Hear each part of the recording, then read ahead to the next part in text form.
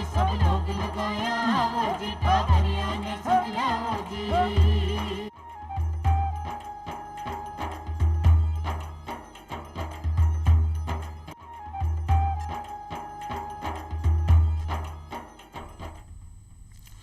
राम राम। चौपाल देखवाड़ा सभी बहन भाइयों को घणो घणो स्वागत है।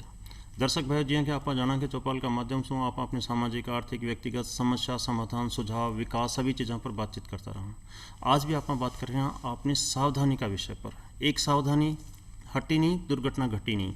सावधानी विशेष तौर से आज जो अपन बात कर रहे हैं साइबर अपराध के संदर्भ में बातचीत करना चाह रहे हैं। लेकिन दर्शक भाइयों, मैं पहली एक बात आपने बीच में बातचीत करना चाह रहा हूँ आज की ई महामारी के संदर्भ में। कोरोना की महामारी विश्वव्यापी है और संसार में को कोई इलाज को नहीं। जरूरी है कि आप इसो दूर रहा, बचाव करा, इसो कहीं भी तरीका से संपर्क में आवासो बचाएं। और एक सिर्फ 3 ही उपाय हैं जो आज की तारीख में सक्षम हैं, वही वैक्सीन है। और भी कोई अपन उपाय कर अपनी कोरोना जैसी महामारी से बचाव को तरीको रखना चाहिए। अपन हर वक्त कोई भी व्यक्ति से यदि अपन बात कर रहे हैं, चाहे वो परिजन है, चाहे वो कोई दूर को आदमी है, चाहे कोई कहीं भी आपने काम साइड है, बेसो 2 गज की आप दूरी रखा। आप फेस मास्क का आप उपयोग करा, आप मास्क का उपयोग करा। और अपना हाथा ने हर थोड़ी बहुत देर में 2 मिनट के लिए 20 सेकंड के लिए आप धो लें या सैनिटाइज को उपयोग करता रहा। क्योंकि वो एक सबसे बड़ो तरीका है जिसमें वो रोग फैलवा की महामारी फैलवा का सबसे बढ़िया तरीका में आवे। यदि आप अन हटा दें, अपना हाथन धोता रहा, फेस मास्क को यूज़ करा और 2 गज की दूरी रखा, तो निश्चित मानो कि कोरोना महामारी माँ को क्यों कौन बिगाड़ पासी। लेकिन आप जटे लापरवाही बरती नहीं कि आप इनका शिकार हो जाए नहीं। तो दर्शक भाइयों, मेरा सबसे अनुरोध है कि कोरोना की महामारी से बचवाटे आप फेस मास्क का उपयोग करा, अपना हाथन सैनिटाइज करा या 20 सेकंड के लिए बार बार धोता रहा। और आप कोई भी आदमी से यदि बात कर रहे हैं तो 1-2 गज की दूरी को बिल्कुल आप पालन करा। 2 गज की दूरी आप रखा ही रखा। आज ये छोटा सा संदेश के साथ अब आप अपना मूल विषय पर बातचीत करना चाह रहे हैं, साइबर अपराध पर। यंग पता है कि सावधानी घटी नहीं कि दुर्घटना घटी नहीं। सावधानी हटी, दुर्घटना घटी। सावधानी कई चीज़ की है, थान पतो ही को नहीं कि थां के साथ में कहीं हो रहे। 1000 किलोमीटर दूर बैठे कोई आदमी थां का खाता पर, थां की प्राइवेसी पर, थां की प्राइवेट सूचना पर एक डाको डाल रहे और ई तरीका से अपराध कर रहे हैं कि थान पतो ही कौन चल रहे हो और थां के साथ एक अपराध घटे हुए। तो आज इस साइबर अपराध का बारे में बातचीत करवाटे माँ के साथ में है मुकेश जी चौधरी साहब, जो कि साइबर अपराध विशेषज्ञ हैं राजस्थान पुलिस में। चौधरी साहब, माँ का कार्यक्रम में आपको घणो घणो स्वागत है। राम राम। दर्शक भाई, बातचीत यदि आप शुरू करा तो पहले तो यह है कि साइबर अपराध कहीं है। आज पहले आप कहता जी अंतिम 2 रुपये होना चाहिए, अब आप कहाँ कि अपना खाता में 2 रुपये होना चाहिए। पतो चले कि आप अपनी जमा पूंजी खाता में जमा करा दी और पता चले कि वो खाता ही साफ होगा। आप कोई उपयोग कर रहे हैं, अपना टेलीफोन ने, अपना मोबाइल ने, अपना कंप्यूटर ने उपयोग कर रहे हैं, अपनी जो सूचना आप भी में दर्ज कर रखी है वो सूचना कोई दूसरों ले जा रहे हैं और भी को मिसयूज कर रहे हैं। आप घर बैठे हैं और अपने नाम से कोई उधार मांग लेगो, लाखों रुपये की आपने उधारी कर गो, या अपना नाम से या इमोशनल कर रहा अपना नाम से कोई पैसा लेगो, वो रिश्तेदार पाचे कहते जी आप पैसा लेगा, अपन पतो ही कौन चल रहे हो। आप कह रहे हैं भाई मैं तो तेरे से कहते बात ही कौन करी। कई तरीके का रूप है इस साइबर अपराध का। ये अपराध कई तरीका से घटित हो रहे हैं। आप हम बात करें चौधरी साहब से। चौधरी साहब, अपराध की दुनिया बहुत विस्तृत है। जसो मानव सभ्यता चल रही है, जसो अपराध भी के साथ साथ चलता रहा है। अपराध आपको रूप भी बदलते रहे और हर बार अपराध आपको रूप बदल और नई नई तकनीक के साथ सामने आते रहे। आज अपराध की कई ट्रेंड चल रही है। आप सबसे पहले तो ये बात पर अपना दर्शक में से बात कर लेंगे, अपराध की कई ट्रेंड चल रही है इस समय।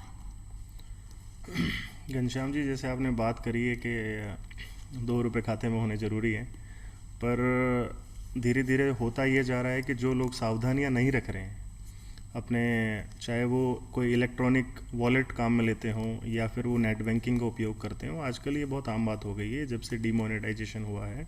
उसके बाद में जो गवर्नमेंट ऑफ इंडिया का कैशलेस इंडिया का जो सपना है वो साकार होता जा रहा है कि डिजिटल जो दुनिया है उसमें ज़्यादा से ज़्यादा लोग अपने आप को एंगेज कर रहे हैं।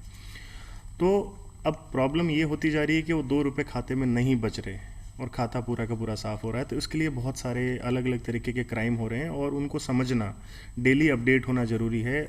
हर कुछ टाइम में कोई नया अपराध हो रहा है। तो कुछ आम तौर पे जो कॉमन केसेस हमारे पास में साइबर सेल में आते हैं, जयपुर साइबर सेल में, उसका मैं डिस्कस करना चाहूँगा। जी बिल्कुल। तो एक केस है जो आ रहा है कि जो फेसबुक यूज़र्स हैं, जो फेसबुक पे अपनी प्रोफाइल बनाते हैं, उनकी फेसबुक प्रोफाइल की फ़ोटो को मिसयूज़ करके एक फ़र्जी प्रोफाइल बनाई जाती है और उनके जो मित्र हैं फेसबुक पे जो जुड़े हुए हैं, जो उनके घर वाले हैं, रिश्तेदार हैं, जो फ्रेंड्स हैं, उनको फ्रेंड रिक्वेस्ट भेजता है वो इंसान, भेजने के बाद में उनसे 2000, 3000, 5000 ऐसा कोई ज़्यादा बड़ा अमाउंट नहीं मांगता है, ज़्यादा रुपए नहीं मांगता है, कुछ रुपए मांगता है। और वो सामने वाले सोचते हैं कि अच्छा 2-4 हज़ार रुपये की ज़रूरत है, मैं भेज देता हूँ। वो रुपए भेजने के बाद में जब वो और मांगता है तो हो सकता है कि कुछ लोग सजग भी हो जाते हैं, वो पूछते हैं भाई क्या हुआ, फ़ोन करके कॉल करके कई बार पूछते हैं। कुछ लोग आपके साथ फेसबुक पे ऐसे भी जुड़े होते हैं जिनके पास आपका फ़ोन नंबर भी नहीं होता, तो उनके पास में कोई चारा ही नहीं है, सिर्फ वो मैसेज में ही बातचीत कर सकते हैं। तो ऐसे करके आपकी छवि का दुरुपयोग करके आपके साथ ठगी कर दी जाती है और फिर आप काफ़ी सारे कॉल आपके पास आते हैं कि भाई आपने हमसे पैसे मांगे थे, पैसे वापस दो। तो ये गवर्नमेंट के बड़े बड़े अधिकारियों के साथ भी हो रहा है, एक आम इंसान के साथ भी हो रहा है, ये हर किसी के साथ में हो रहा है। तो इसके लिए सावधानी रखने के लिए ध्यान रखना ज़रूरी है कि हम फेसबुक प्रोफाइल बनाएं, हम हमारी जो फ़ोटोज़ फेसबुक पे डालें उन फ़ोटोज़ की प्राइवेसी को सेट करके रखें कि कोई भी उन फ़ोटोज़ को देख ना पाए जो हमारा फ्रेंड नहीं है। और हमारी जो फ्रेंड लिस्ट है, कितने हमारे मित्र हैं, वो फ्रेंड लिस्ट कोई प्राइवेसी का जब सेटिंग आप देखोगे तो उसके अंदर ओनली मी का ऑप्शन आता है, मतलब सिर्फ आप ही देख पाओ उस लिस्ट को और कोई नहीं देख पाए। तो अगर आपके साथ में कोई ये इस तरीके का अपराध करना चाहता है तो उसको जब आपके फ्रेंड दिखेंगे ही नहीं तो आपकी फ़ोटो का दुरुपयोग करके वो फ्रेंड रिक्वेस्ट किसको भेजेगा, आपके मित्र तो उसे दिखेंगे ही नहीं। तो आप इससे बच सकते हैं। एक ये तरीके का अपराध है जो बहुत कॉमन केसेस आ रहे हैं हमारे पास में। दूसरे केसेस हमारे पास में पिछले इवन ये कोरोना काल में जब सब अपने घरों में बैठ के इंटरनेट का उपयोग ज़्यादा कर रहे हैं, उस टाइम पे ऐसे केसेस भी आ रहे हैं। काफ़ी लोग ऐसे हैं जो नए फेसबुक पे जुड़े हैं, जिनको कम समझ है फेसबुक की, वो जब अकाउंट बनाते हैं तब बना तो लेते हैं या फिर बनाते टाइम पे किसी की मदद ले लेते हैं कि भाई मेरा फेसबुक पे अकाउंट बना दो, वो बना के उनको दे देते हैं। उसके बाद में उन्हें ध्यान ही नहीं होता कि पासवर्ड क्या था, तो शुरू में कोई आसान सा पासवर्ड रख लेते हैं। तो ऐसे केसेस जिनके मोबाइल नंबर से अकाउंट बना है फेसबुक का और मोबाइल नंबर ही उसका पासवर्ड है, उन लोगों के अकाउंट हैक होते हैं। और वो हैक इसलिए होते हैं क्योंकि जो ये अकाउंट हैक करता है वो बहुत ज़्यादा समझदार या बहुत बड़ा हैकर नहीं है।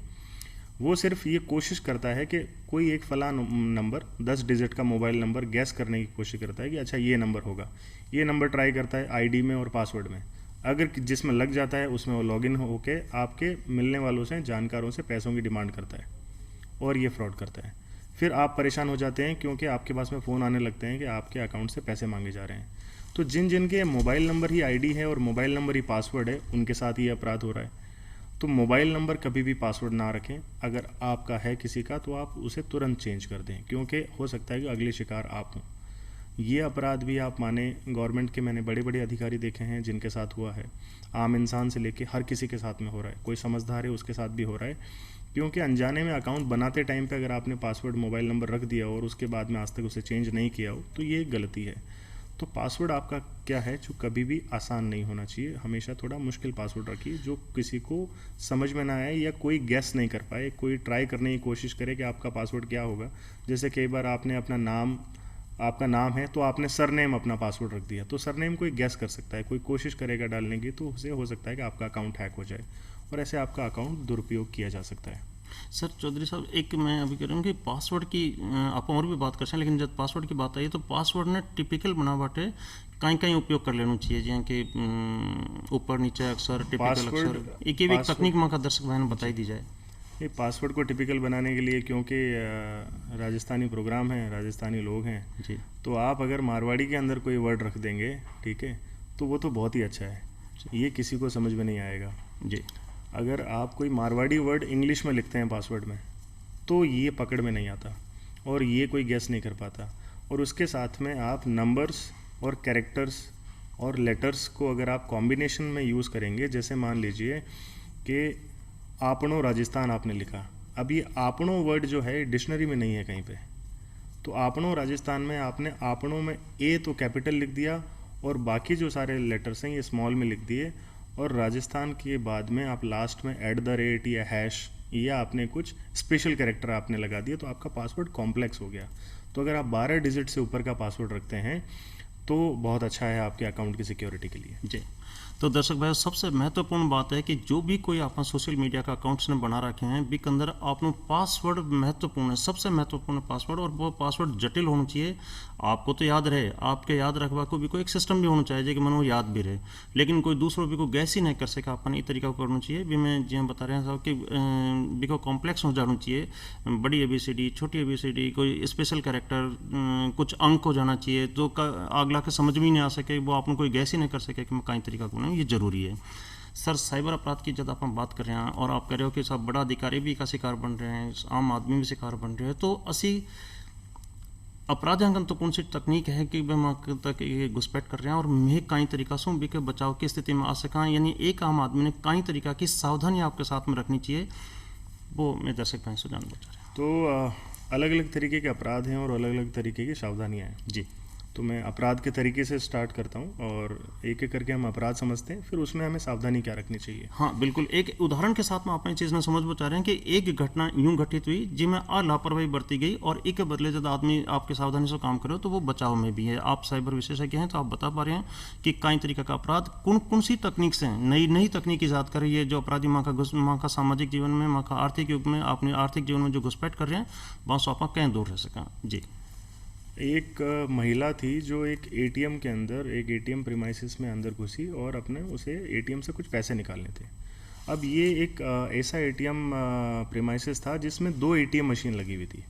तो वो एक एटीएम मशीन पे जब गई तो ऑलरेडी एक दूसरा एटीएम था, उस पर एक व्यक्ति ऑलरेडी खड़ा था, पहले से खड़ा था, वो एटीएम को काम में ले रहा था। तो पहले वाले एटीएम मशीन पे वो महिला ने जाके अपना एटीएम कार्ड अंदर डाला और अपना पिन कोड डाला। पिन कोड डालते जैसे आप देखते हैं कि पिन कोड डालते एटीएम में लॉगिन हो जाता है, फिर आप अपना ट्रांजैक्शन कर सकते हो, आप पैसे निकाल सकते हो, अकाउंट का स्टेटमेंट देख सकते हो। तो दूसरे व्यक्ति ने उसे कहा कि आप मैडम जी ये जो एटीएम है काम नहीं कर रहा है, आप मेरा वाला एटीएम काम में ले लो। तो वो जो मैडम है, तो क्योंकि वो एटीएम में पहले से ही था, तो कई बार हमें होता है कि कई बार पैसे नहीं होते एटीएम में, तो हम किसी से पूछ लेते हैं, वो कहता है कि पैसे नहीं है, तो हम चले जाते हैं, लौट जाते हैं वापस। जी जी। तो उस महिला ने उसका भरोसा करते हुए उस एटीएम से हट के वो दूसरे एटीएम पे चली गई। वहाँ जाके अपने खाते में से जो पैसे निकालने थे वो पैसे निकाले और पैसे निकाल के वो चली गई। जाने के बाद में 1 मिनट की दूरी पे वहाँ से गई होगी वो, और उनके मोबाइल पे एक मैसेज आया कि आपके खाते से 20,000 रुपये निकल गए। अब ये कैसे हुआ? ये ऐसे हुआ कि जिस एटीएम पे उन्होंने अपना कार्ड डाला और पिन कोड डाला, उसके बाद में दूसरे एटीएम पे जब वो गई तो ये कैंसिल करना भूल गई। ये कैंसिल करना चाहिए था ताकि वो जो लॉगिन हुआ था एटीएम में वो लॉग आउट हो जाता। वो गलती रही उनकी। और जैसे ही वो दूसरे एटीएम पे गई तो यह जो व्यक्ति अंदर पहले से खड़ा था, इसका एक साथी बाहर खड़ा होता है। वो तेज़ी से अंदर आएगा और उस एटीएम को कंटिन्यू करेगा, ताकि अगर कुछ देर तक अगर एटीएम पे आप हरकत नहीं करते हैं तो अपना आप आपका अकाउंट लॉग आउट हो जाता है। तो उस एटीएम पे उसने कुछ देर तक बिजी रखा, जब तक वो महिला बाहर गई, फिर 20,000 रुपये डाले और पिन तो पहले से ही डला हुआ था, और वो सारे के सारे रुपए निकल गए। महिला उस तरफ चली गई और ये रुपए लेके इस तरफ चले गए। तो इस तरीके के अपराध में से बचने के लिए आपको ये ध्यान रखना चाहिए कि आप जब एटीएम प्रीमाइसिस में जाएं, या तो आप किसी की सुने ना, या आप अपनी बुद्धि का इस्तेमाल करें। कोई आपसे अगर कार्ड मांग रहा है कि मैं आपकी मदद कर दूं, तो आप ऐसे किसी अनजान व्यक्ति को अपना कार्ड ना दें। एक दूसरे केस के अंदर ये हुआ कि एक मज़दूर इंसान था, वो कहीं मजदूरी करने किसी दूसरे राज्य में गया हुआ था। वहाँ पे जाके उसने मदद ली होगी किसी से पैसे निकालने के लिए। वो वहाँ से वापस जयपुर आया, यहाँ से एटीएम से उसने पैसे निकालने की कोशिश करी तो एटीएम से पैसे निकले नहीं। तो उसने ब्रांच मैनेजर से जाके पूछा कि साहब ये मैं तो ज़्यादा समझता नहीं हूँ, एटीएम से पैसे निकालने आते नहीं, मेरे खाते में से पैसे नहीं निकल रहे। तो उन्होंने उसका खाता देखा तो खाते में पैसे थे ही नहीं। तो उन्होंने कहा तेरे खाते में तो पैसे ही नहीं है। तो उसने कहा साहब ऐसा कैसे हो सकता है, मैं तो इतने मेरी ये आई हुई थी, मजदूरी आई हुई थी। तो वो कहा कि किसी को खाते में तूने वहाँ पे, ये जब तू गया था बिहार, तो वहाँ पे किसी को काम में लेने के लिए दिया था कि किसी ने मदद करी थी तेरी?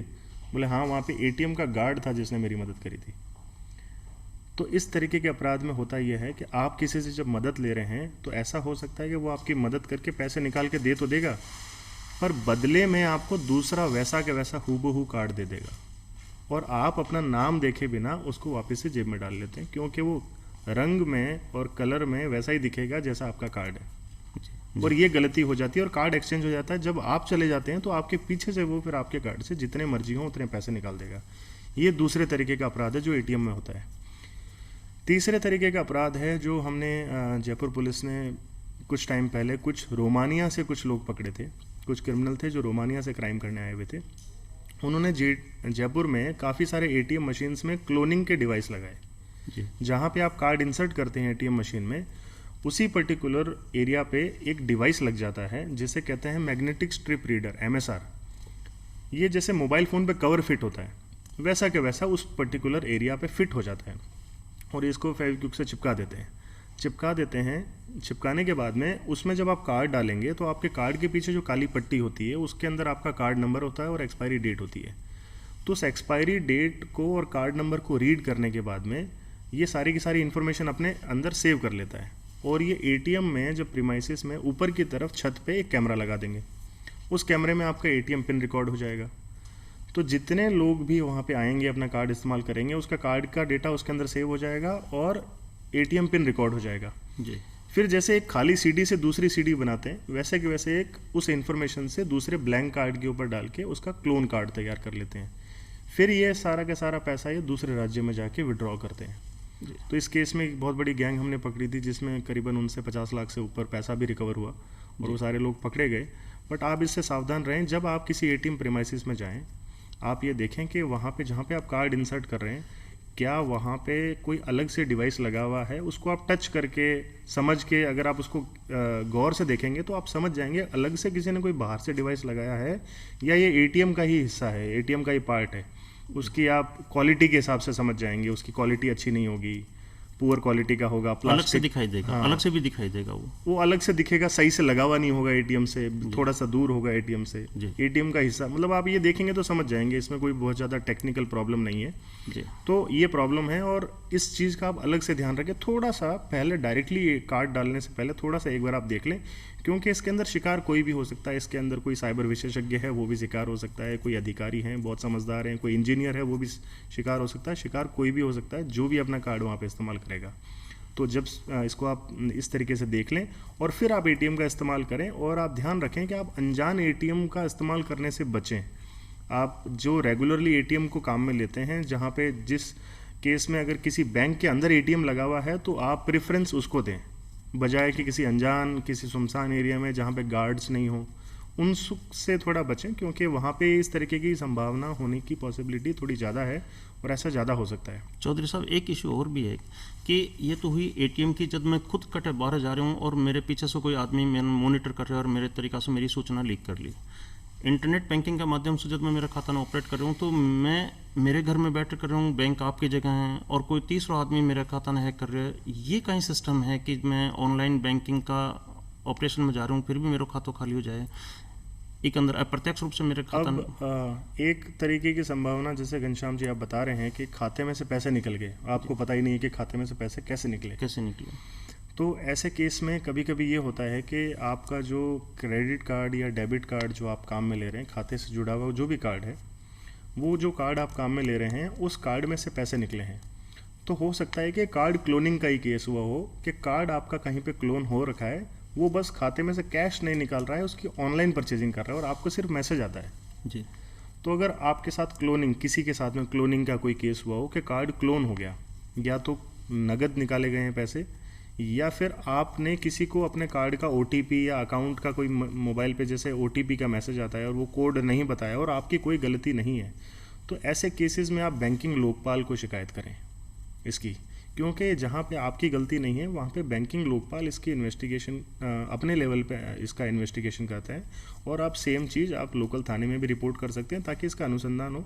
बट ये जल्दी करना ज़रूरी है, जैसे आज हुआ है तो या तो आज ही हो जाए या अगले दिन तक ये आप रिपोर्ट कर दें, ताकि वो पैसा जो है अगर आपकी गलती से नहीं गया है तो आपको वो पैसा वापस मिल सके। चौधरी साहब, एक इशू और भी है कि आज सोशल मीडिया बहुत तेज़ी से उपयोग में है, हर आदमी का मोबाइल है, हर आदमी जो अनपढ़ है बिकने भी है, जो मजदूर है जिकने भी है, और जो कामगार हैं बांकन सब करने भी है, पढ़ा लिखा से लेकर आम आदमी तक सबका मोबाइल फ़ोन है और स्मार्टफोन आज बहुत ज़्यादा प्रचलन में है।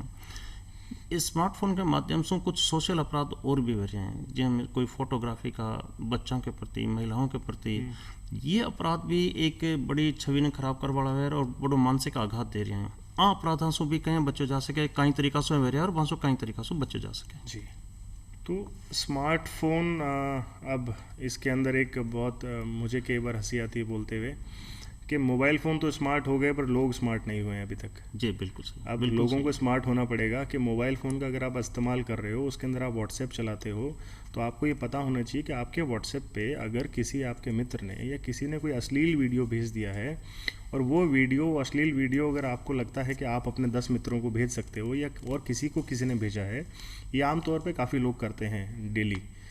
अगर ये अश्लील वीडियो जिसके अंदर कोई नग्न चित्र है या इस तरीके की एक्टिविटी है जिसके अंदर सेक्सुअल इंटरकोर्स हो रखा है या कोई कामुक बात है, इस तरीके की कोई वीडियो अगर आप आगे भेजते हैं तो ये नॉन बेलेबल ऑफेंस है और आईटी एक्ट में 5 साल तक की सज़ा है।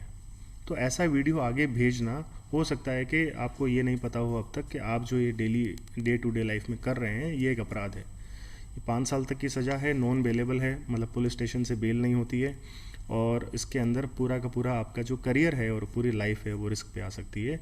तो इस तरीके की कुछ भी फॉरवर्डेड इन्फॉर्मेशन या कोई फॉरवर्डेड वीडियो या फ़ोटो भेजने से पहले 10 बार सोचें। एक तो इस चीज़ का ध्यान रखना बहुत ज़रूरी है। दूसरा, ऐसा नहीं है कि आपको व्हाट्सएप पे जो भी कोई वीडियो आएगा या जो भी लिंक आएगा उसको आपको डाउनलोड करना या देखना ज़रूरी है।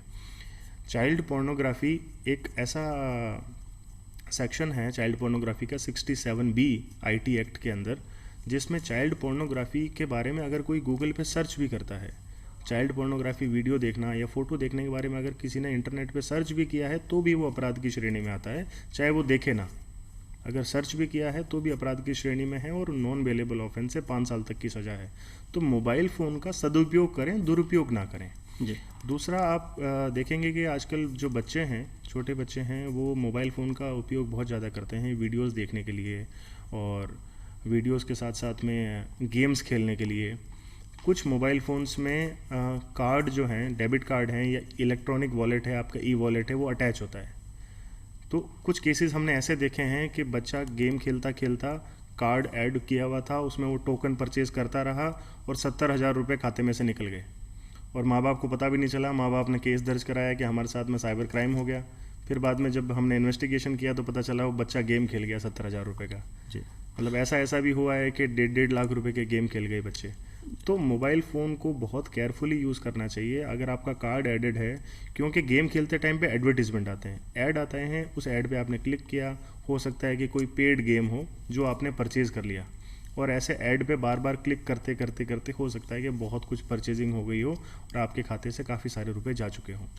चौधरी साहब, एक इशू और भी है कि जब अपन को पता चल जाए कि हमारे साथ में कोई अपराध घटित होगा, मेरे खाता में से पैसा निकल गया, एटीएम की जगह से मेरा कोई साइबर क्राइमिंग मेरे साथ में जुड़ गई और मेरा नुकसान मेरे है, या मेरी सामाजिक छवि ने नुकसान पहुंचा पड़ी, कोई फोटोग्राफी या वीडियोग्राफी पैदा कर दी गई है अनावश्यक रूप से, मैं किसी शिकायत कटे करूँ, वो जो आईटी एक्ट है वो मेरी कई तरीक़ा से मदद कर रहा है और पुलिस जो में है वह मेरी कई तरीक़ा से मदद कर सके। जी, तो सबसे पहले तो जैसे हम राजस्थान की बात कर रहे हैं तो राजस्थान के हिसाब से मैं आपको बताता हूँ कि अगर कोई महिला है या कोई बच्चा है, 18 साल से कम उम्र है बच्चे की, बच्चा है कोई या फिर कोई महिला है, उससे रिगार्डिंग गवर्नमेंट ऑफ इंडिया ने एक बहुत अच्छा इनिशिएटिव लिया है और साइबर क्राइम पे एक वेबसाइट बनाई है, cybercrime.gov.in।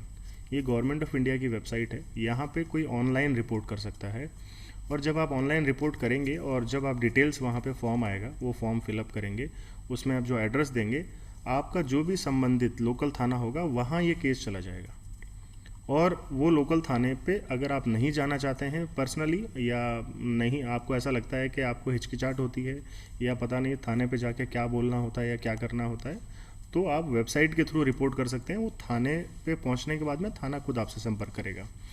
बट इसमें कुछ दिनों का समय लग सकता है क्योंकि गवर्नमेंट ऑफ इंडिया से डाउन द लाइन थाने तक आते आते कुछ समय लग सकता है। बट अगर आप चाहते हैं कि जल्दी रिपोर्ट करना ज़रूरी है तो नज़दीकी थाने पे जाके रिपोर्ट कर सकते हैं। अगर आम तरीके के साइबर क्राइम है, फाइनेंशियल फ्रॉड नहीं है, पैसों की, रुपयों की ठगी नहीं हुई है। तो अब रुपयों की ठगी में एक क्राइटेरिया है राजस्थान में एक state cyber crime police station बना हुआ है जो 5 लाख से ऊपर की अगर किसी के साथ ठगी हुई है तो जयपुर में साइबर क्राइम पुलिस स्टेशन है जो स्टेट लेवल का साइबर क्राइम पुलिस स्टेशन है, तो वहाँ पे आप रिपोर्ट कर सकते हैं, आप चाहे राजस्थान में कहीं के भी रहने वाले हों।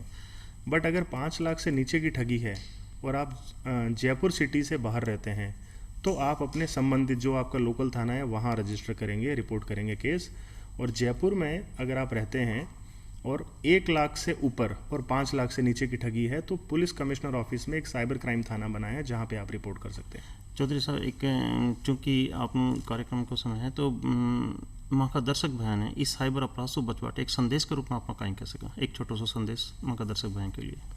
साइबर क्राइम से बचने के लिए आप जो भी मोबाइल फ़ोन या कंप्यूटर सिस्टम, जो वेबसाइट, फेसबुक जो भी आप उपयोग में लेते हैं उससे संबंधित आप उसकी सिक्योरिटी सेटिंग्स को जाके समझें, सारे फीचर्स उसके देखें कि कैसे कैसे मैं अपने आप को सुरक्षित उसमें रख सकता हूँ।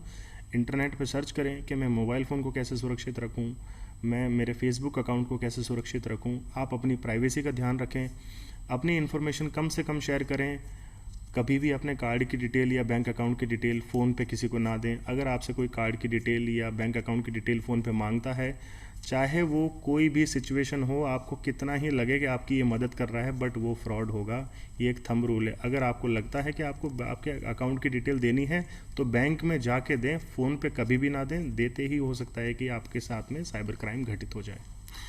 दर्शक भाइयों, तो आप देख रहे हैं कि एक बहुत जनरल सी बात है कि सावधानी हटी और दुर्घटना घटी। चाहे वो आप सड़क पर चलते हुए आपने फिजिकल रूप में देखा है या आपने जीवन के साथ में देखा है या साइबर अपराधियों के बीच में जिस तरीका को तंत्र विकसित हो रहे हैं, विश्व अपना आपकी सुरक्षा करवाने भी अपन जरूरी है। तो अपना अपनी ज़रूरत है आपने खुद की कि आपने सुरक्षा को जो तंत्र है, जो कि आपने पासवर्ड का तरीका सुने, विशेष तौर से साइबर अपराध के मामला में तो हमको पासवर्ड अपना आप में एक सुरक्षा चक्र है और अपन पर विशेष ध्यान देना है।